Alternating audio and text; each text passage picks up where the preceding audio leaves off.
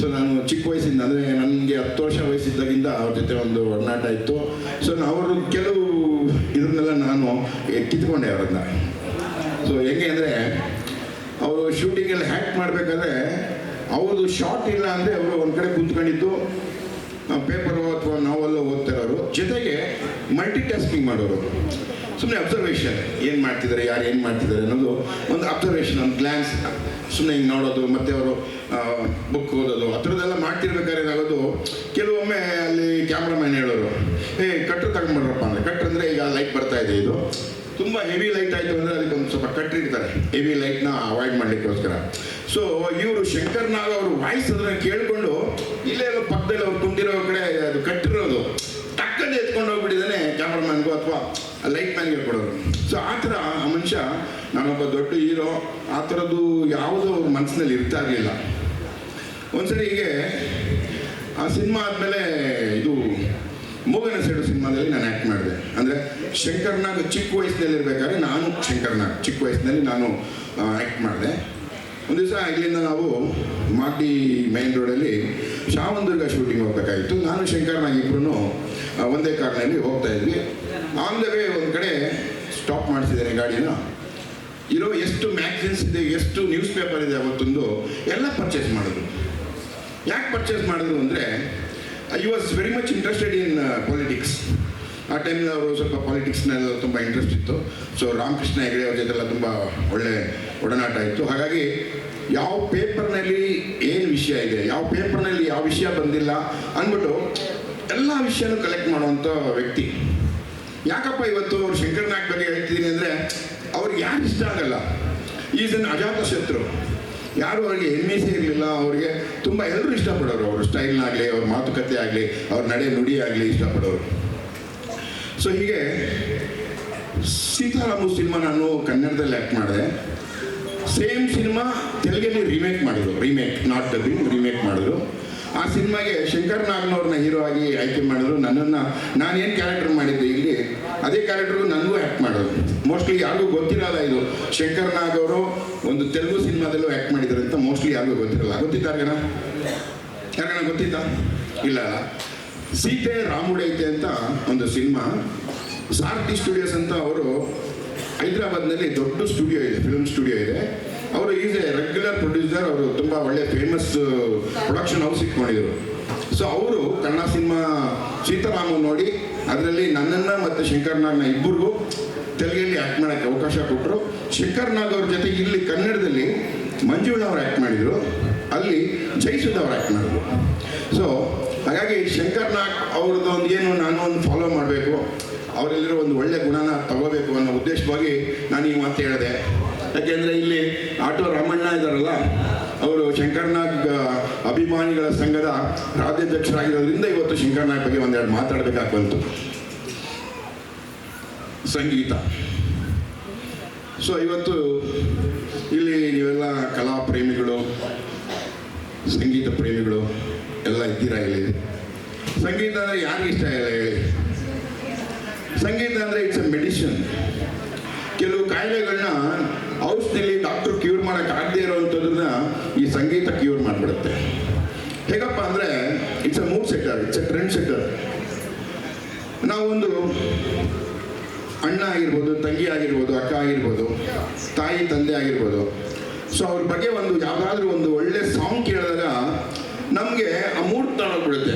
ತಾಯಿ ಮೇಲೆ ಒಂದು ಹಾಡು ಕೇಳಿದಾಗ ತಾಯಿ ಮೇಲೆ ಹೆಚ್ಚಿನ ಪ್ರೀತಿ ಹುಟ್ಟಿಸುತ್ತೆ ನಮಗೆ. ಸೊ ಹೌದಪ್ಪ, ಈ ಸಾಂಗ್ನಲ್ಲಿ ಈ ಥರ ಮೀನಿಂಗ್ ಇದೆ, ತಾಯಿ ಮೇಲೆ ಇಷ್ಟೊಂದು ಗೌರವ ಕೊಟ್ಟು ಈ ಸಾಂಗ್ನ ಬರೆದಿದ್ದಾರೆ, ಈ ಸಾಂಗ್ ಕೇಳ್ತಾ ಇದ್ದೀವಿ ಅಂದ್ಬಿಟ್ಟು ನಾವು ಆ ಮೂಡ್ ಹೊರಟೋಗ್ತೀವಿ. ನಮ್ಮಲ್ಲಿ ಒಂಚೂರು ಕಡಿಮೆ ಪ್ರೀತಿ ಪ್ರೇಮ ನಮ್ಮ ತಾಯಿಯವರಾಗಲಿ, ನಮ್ಮ ಎತ್ತವ್ರ ಮೇಲಾಗಲಿ, ನಮ್ಮ ಒಡ ಹುಟ್ಟಿದವ್ರ ಮೇಲೆ ಒಂಚೂರು ಪ್ರೀತಿ ಕಡಿಮೆ ಇದ್ರೂ ಅಂಥ ಸಾಂಗ್ಗಳು ಕೇಳಿದಾಗ ಏನಾಗುತ್ತೆ, ನಮ್ಮ ಮನಸ್ಸಿಗೆ ಹೊಡೆದಂಗೆ ಆಗುತ್ತೆ. ಕಮಾನ್ ಬೇಗ ಎದೋಳು, ನೀನಲ್ಲ ಇದು ದಿಸ್ ಈಸ್ ದಿಸ್ ಅಂದ್ಬಿಟ್ಟಿದ್ದಾನೆ, ನಮಗೆ ಅವ್ರ ಮೇಲೆ ಜಾಸ್ತಿ ಪ್ರೀತಿ ಉಂಟು ಮಾಡುತ್ತೆ. ಸೊ ಹಾಗೆಯೇ ಒಂದು ದುಃಖದ ಸಾಂಗ್ ಕೇಳಿದಾಗ ನಾವು ಆ ಸಾಂಗ್ ಕೇಳ್ತಾ ನಮಗೆ ಆಗಿರೋ ನೋವು ತೊಂದರೆಗಳನ್ನೆಲ್ಲ ನಾವು ಮೆಲ್ಕಾಗ್ತೀವಿ. ಹಾಗೆ ಒಂದು ಒಳ್ಳೆ ಸಾಂಗ್ ಕೇಳಿದಾಗ ನಾವು ಫ್ರೆಶ್ ಆಗಿಬಿಡ್ತೀವಿ ಮೈಂಡಲ್ಲಿ. ಸೊ ಸಂಗೀತ is a very good thing. So ಪ್ರತಿಯೊಬ್ಬರೂ ಸಂಗೀತನ ಕೇಳಬೇಕು, ಹಾಡನ್ನ ಕೇಳಬೇಕು. ಈಗ ಒಬ್ಬ ಒಳ್ಳೆ ನಟ ಇರ್ತಾನೆ, ಚಿತ್ರರಂಗದಲ್ಲಿ ಒಬ್ಬ ನಾಯಕ ನಟ ಇರ್ತಾನೆ, ಅತ್ಯುತ್ತಮ ಕಲಾವಿದ ಅವನು ಹ್ಯಾಕ್ಟ್ ಮಾಡ್ತಾನೆ. ನೀವೆಲ್ಲ ನೋಡಿರ್ಬೋದು, ಮೂಕಿ ಸಿನಿಮಾ ನೋಡಿರ್ಬೋದು. ಆಗ ಬರೀ ವಾಯ್ಸ್ ಇರ್ತಾರಲ್ಲ, ಮ್ಯೂಸಿಕ್ ಇರ್ತಾರಲ್ಲ, ಮೂಕಿಲೇ ಅವರು ಬರೀ ಆ್ಯಕ್ಷನ್ನಲ್ಲೇ ನಿಮಗೆ ಅವರ ಭಾವನೆಯನ್ನು ನಿಮ್ಗೆ ಹೇಳ್ಬೇಕಾಗಿರ್ತಿತ್ತು, ಮತ್ತು ನಿಮ್ಮನ್ನು ಎಂಟರ್ಟೈನ್ ಮಾಡಬೇಕಾಗಿತ್ತು. ಅದಾದಮೇಲೆ ಟಾಕಿ ಸಿನಿಮಾ ಬಂತು. ಟಾಕಿ ಸಿನಿಮಾ ಬಂದಾಗ ಅವಾಗೆಲ್ಲ ಲೈವ್ ರೆಕಾರ್ಡಿಂಗ್. ಈಗಾದರೆ ನಮಗೆ ಶೂಟಿಂಗ್ ಮಾಡಿಬಿಡ್ತೀವಿ, ಏನೋ ಒಂದು ಸ್ವಲ್ಪ ತಪ್ಪು ನಡೆದಿದ್ರು ಅದನ್ನು ಡಬ್ಬಿಂಗ್ನಲ್ಲಿ ನಾವು ಸರಿಪಡಿಸ್ಕೋತೀವಿ. ಫಾರ್ ಎಕ್ಸಾಂಪಲ್, ಈಗ ಶೂಟಿಂಗ್ ಮಾಡ್ಬೇಕಾದ್ರೆ ಔಟ್ಸೈಡಲ್ಲಿ ವೆಹಿಕಲ್ಸ್ ಎಲ್ಲ ಹೋಗ್ತಾ ಇರ್ತವೆ, ಇದು ಹಾರ್ನ್ ಶಬ್ದ ಆಗಲಿ, ವೆಹಿಕಲ್ ಶಬ್ದ ಆಗಲಿ, ಅಥವಾ ಇನ್ನೊಬ್ರು ಯಾರೋ ಅಲ್ಲಿ ಏನೋ ಮಾತಾಡ್ತಿರ್ತಾರೆ, ಅದನ್ನೆಲ್ಲ ಅವಾಯ್ಡ್ ಮಾಡೋಕ್ಕೋಸ್ಕರ ನಾವೇನು ಮಾಡ್ತೀವಿ, ಡಬ್ಬಿಂಗ್ ಅಂತ ಮಾಡ್ತೀವಿ. ಮೊದಲು ಡಬ್ಬಿಂಗ್ ಇರಲಿಲ್ಲ, ಅವಾಗೆಲ್ಲ ಲೈವ್ ರೆಕಾರ್ಡಿಂಗ್. ಈಗ ಒಂದು ಪರ್ಟಿಕ್ಯುಲರ್ ಡೈಲಾಗ್ ಮಾತಾಡಬೇಕಾದ್ರೆ ಕರೆಕ್ಟಾಗಿ ಸ್ಪಷ್ಟವಾಗಿ ಮಾತಾಡಬೇಕಾಗಿತ್ತು, ಸ್ವಚ್ಛವಾಗಿ ಮಾತಾಡಬೇಕಾಗಿತ್ತು, ಕರೆಕ್ಟ್ ಡೈಲಾಗ್ ಹೇಳಬೇಕಾಗಿತ್ತು. ಈಗ ಒಂದು ಡೈಲಾಗ್ ಏನಾದರೂ ನಾವು ಬೇರೆ ರೀತಿ ಏನೋ ಅನ್ನೋದಕ್ಕೆ ಯಾಕೋ ಅಂದ್ಬಿಟ್ರು ನಾವು ಆ ಡೈಲಾಗ್ನ ಡಬ್ಬಿಂಗ್ನಲ್ಲಿ ನಾವು ಸರಿಪಡಿಸ್ಕೋಬಹುದು.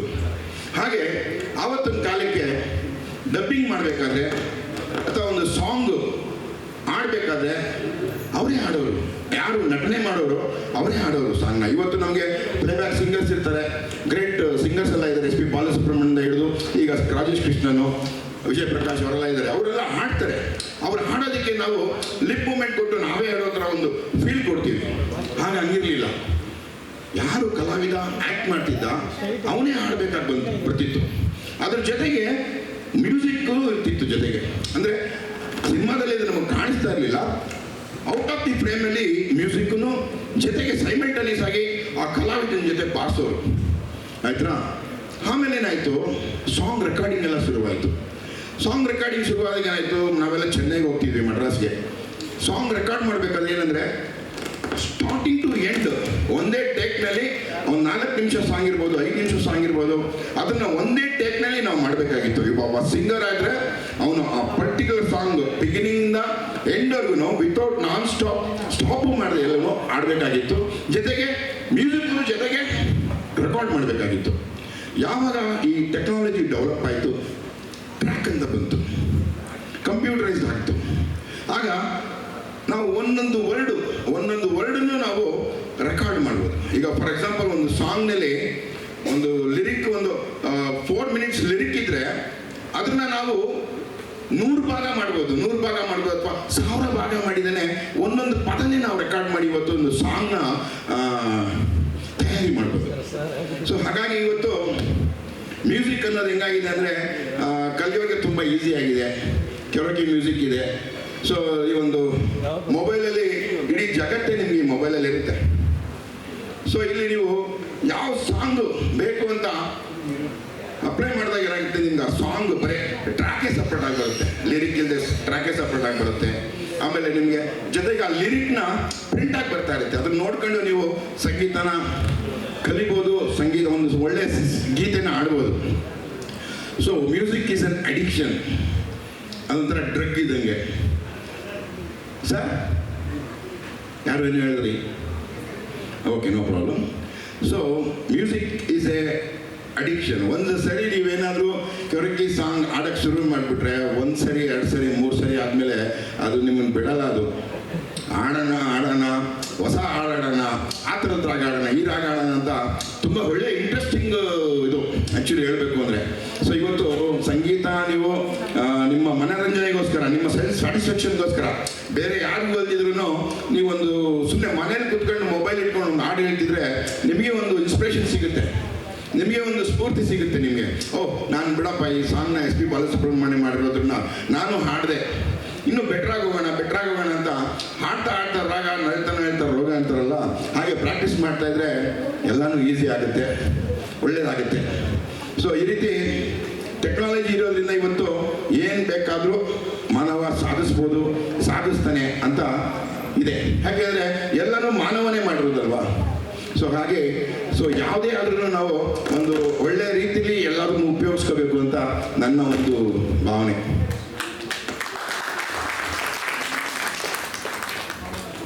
ಸೊ ನಾನೇನು ಅಂದಿದ್ದೀನಿ, ನನಗೆ ಅನಿಸಿರೋದನ್ನ ನನ್ನ ಮನದಾಳದ ಮಾತನ್ನು ನಿಮಗೆಲ್ಲ ಹೊರಗಡೆ ತಂದೆ.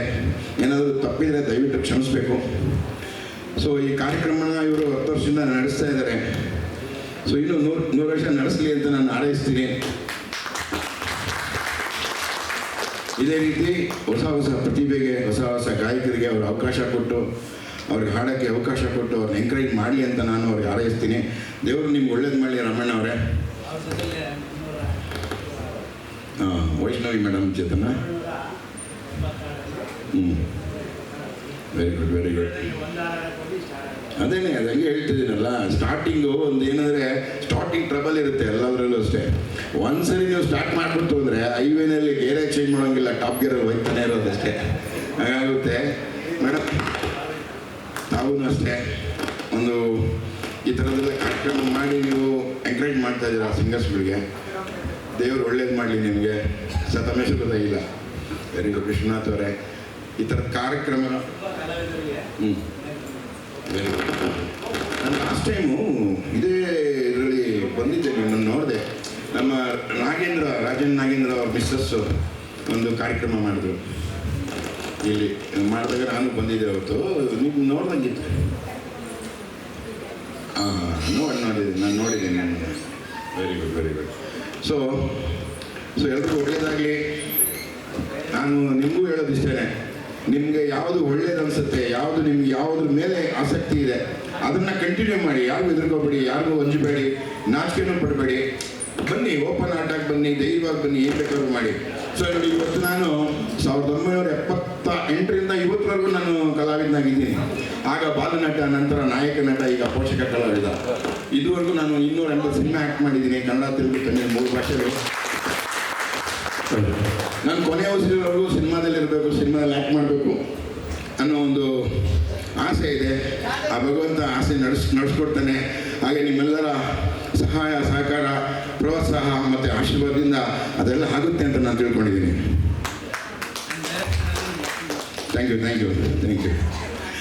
ಸೊ ನನಗೆ ಈ ಕೊರಕಿ ಸಾಂಗ್ ಅಷ್ಟು ಬರಲ್ಲ. ನಾನು ಇಷ್ಟೊತ್ತಕ್ಕೆ ಹೇಳಿದೆ ಮಾಡಿ ಎಲ್ಲ ಅಂತ ಹೇಳ್ಬಿಟ್ಟೆ. ನನ್ನ ವಾಯ್ಸ್ ಸರಿ ಇಲ್ಲ, ಆದರೂ ನಾನೇ ಬರೆದಿರೋ ಒಂದು ಸಾಂಗ್ ಆಡಬೇಕು ಅಂತ ಆಸೆ ಇದೆ. ನಾನು ಒಂದು ಸಾಂಗ್ ಆಡ್ತೀನಿ.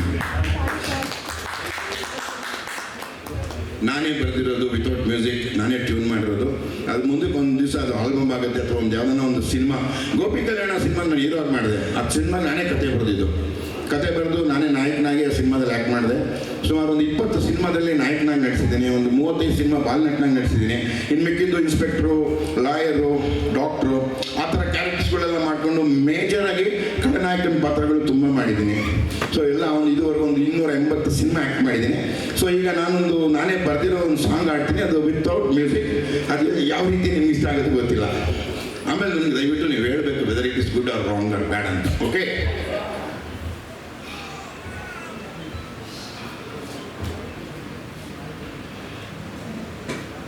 ರೋಷ ದ್ವೇಷ ಹೇಗೆ ನಮಗೆ, ಜಗವು ಶಾಂತಿ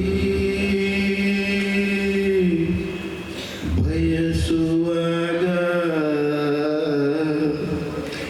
ರೋಷ ದ್ವೇಷ ಏಕೆ ನಮಗೆ, ಜಗವು ಶಾಂತಿ ಬಯಸುವಾಗ. ಒಂದಾಗಿ ನೀವು ಬಾಡುವ ನೀತಿಯ ಮರೆತಿರಿ ಏಕೆ, ಕೋಪದಿಂದ ಏನನ್ನು ಸಾಧಿಸಲಾರಿರಿ ಜೋಕೆ. ಪ್ರೀತಿಯಿಂದ ಜಗವನ್ನೇ ಗೆಲ್ಲಬಹುದು ಗೊತ್ತೇ, ನ್ಯಾಯ ನೀತಿಯ ಹಾದಿಯಲ್ಲಿ ಸತ್ಯಮೇವ ಜಯತೆ. ಇದೆಂದು ನೀವು ಅರಿತು ಬಾಳಿ, ಮಾನವರಾಗಿ ಒಳ್ಳೆಯದನ್ನು ಸಾಧಿಸಿ, ಚರಿತ್ರೆಯ ಪುಟದಲ್ಲಿ ನಿಮ್ಮ ಹೆಸರ ಬೆಳಗಿಸಿ. ಮಣ್ಣಿನ ಋಣವಾ ಈ ರೀತಿ ತೀರಿಸಿ. ರೋಷ ದ್ವೇಷ ಏಕೆ ನಮಗೆ, ಜಗವು ಶಾಂತಿ ಬಯಸುವಾಗ. ಜನನ ಮರಣ ಬಲ್ಲವರ್ಯಾರು, ನಡುವಿನ ಬದುಕು ತಿಳಿದವರ್ಯಾರು. ತಿರುಗುವ ಜೀವನ ಚಕ್ರವನ್ನು ವಿಧಿಯು ನಡೆಸುವನು, ಅರೆ ಜೀವನ ಪಯಣವು ಕಷ್ಟವು, ಕರ್ತವ್ಯವ ಮರೆತು ನೀ ತೂಕಡಿಸಿದರೆ ಕಾಲವು ನಿನಗೆ ಕಾಯದು. ಓಡುತ್ತಲೇ ಇರುವುದು, ಉಸಿರಾಡುವ ದೇಹಕ್ಕೆ ಆಯುಷು ಮುಗಿದು ಮಣ್ಣಲ್ಲಿ ಬೆರೆಯುವುದು. ಇದೆಂದು ನೀನು ಅರಿತು ಬಾಳು, ಮನವನಾಗಿ ಒಳ್ಳೆಯದನ್ನು ಸಾಧಿಸು. ಚರಿತ್ರೆಯ ಪುಟದಲ್ಲಿ ನಿಮ್ಮ ಹೆಸರ ಬೆಳಗಿಸು. ಮಣ್ಣಿನ ಋಣವಾ ಈ ರೀತಿ ತೀರಿಸು. ರೋಷ ದ್ವೇಷ ಏಕೆ ನಮಗೆ, ಜಗವು ಶಾಂತಿ ಬಯಸುವಾಗ. ರಾಜ ಮಹಾರಾಜರು ಎಲ್ಲ ಮಣ್ಣಾದರು, ಸಿರಿ ಸಂಪತ್ತೆಲ್ಲವನು ಇಲ್ಲೇ ಬಿಟ್ಟೋದರು. ಸಿರಿ ಸಂಪತ್ತು ಐಶ್ವರ್ಯವು ನಿಶ್ವರ ಶೂನ್ಯವು, ನೀ ಮಾಡುವ ಒಳ್ಳೆಯ ಕೆಲಸಗಳೇ ಅಳಿಯದ ಶಾಶ್ವತವು. ಇದೆಂದು ನೀವು ಅರಿತು ಬಾಳಿ, ಮಾನವರಾಗಿ ಒಳ್ಳೆಯದನ್ನು ಸಾಧಿಸಿ. ಚರಿತ್ರೆಯ ಪುಟದಲ್ಲಿ ನಿಮ್ಮ ಹೆಸರ ಬೆಳಗಿಸಿ. ಮಣ್ಣಿನ ಋಣವಾ ಈ ರೀತಿ ತೀರಿಸಿ, ಈ ರೀತಿ ತೀರಿಸಿ. ರೋಷ ದ್ವೇಷ ಏಕೆ ನಮಗೆ ನಿಮಗೆ, ಜಗವು ಶಾಂತಿ ಬಯಸುವಾಗ ಈಗ ಇವಾಗ.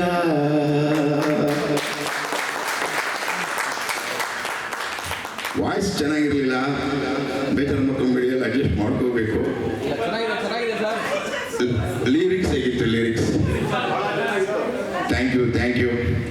ಒನ್ ಡೇ ಇದನ್ನ ಸಾಂಗ್ ನಾನು ಯಾವ್ದಾನ ಸಿನಿಮಾದಲ್ಲಿ ಹಾಕ್ತೀನಿ ಅಥವಾ ಒಂದು ಆಲ್ಬಮ್ ಸಾಂಗ್ ಮಾಡ್ತೀನಿ.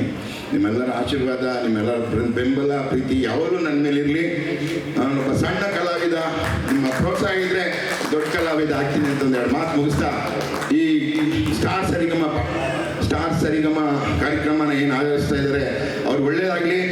ಅವರು ಮುಂದಕ್ಕೂ ಈ ಥರ ಒಳ್ಳೆ ಕಾರ್ಯಕ್ರಮ ಮಾಡಿ ಒಳ್ಳೆ ಪ್ರತಿಭೆಗಳಿಗೆ ಎಂಕರೇಜ್ ಮಾಡಲಿ ಅಂತ ನಾನು ಅವ್ರಿಗೆ ಬೆಸ್ಟ್ ವಿಶೇಷ ಹೇಳ್ತಾ ಇದ್ದೀನಿ. ವೈಷ್ಣವಿ ಜಾನ ಮೇಡಮ್ ಕೊರಕೆಯ ಸೂಪರ್ ಸ್ಟಾರ್ ಅಂತ ವೈಷ್ಣವಿ ಮೇಡಮು. ದೇವ್ರು ಒಳ್ಳೇದು ಮಾಡಲಿ, ನಿಮಗೆ ಚೆನ್ನಾಗಿರಲಿ. All the best. ಎಸ್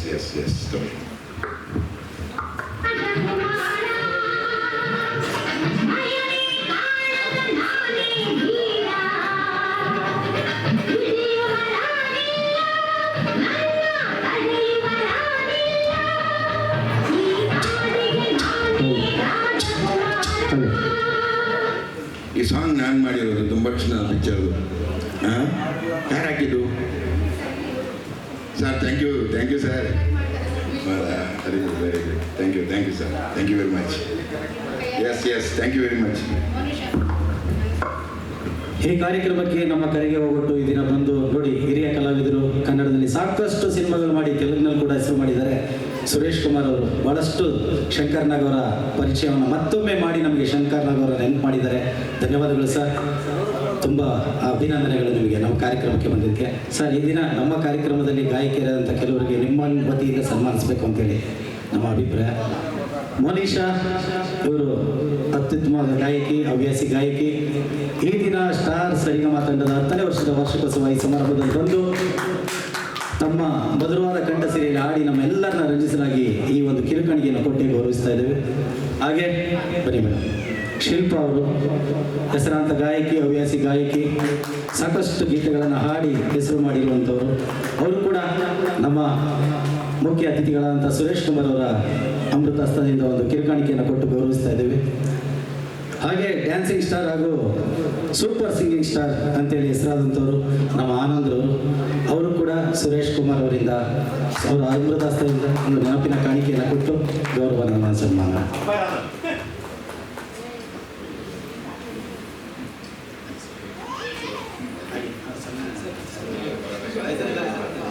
ಹಾಗೆ ನಮ್ಮ ಕಾರ್ಯಕ್ರಮದ ಮುಖ್ಯ ಅತಿಥಿಗಳಾದಂಥ ಸುರೇಶ್ ಕುಮಾರ್ ಅವರಿಗೆ ಒಂದು ಸನ್ಮಾನ ಪ್ರಕ್ರಿಯೆ. ಚೇರ್ ತಗೊಳ್ಳಿ ಸರ್.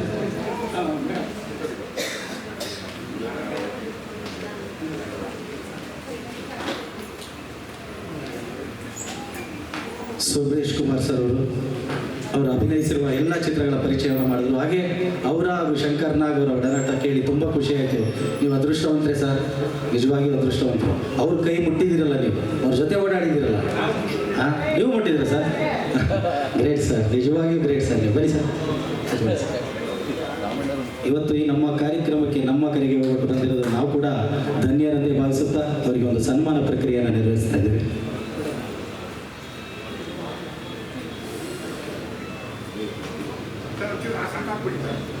ಹಾಕಿ ಸರ್.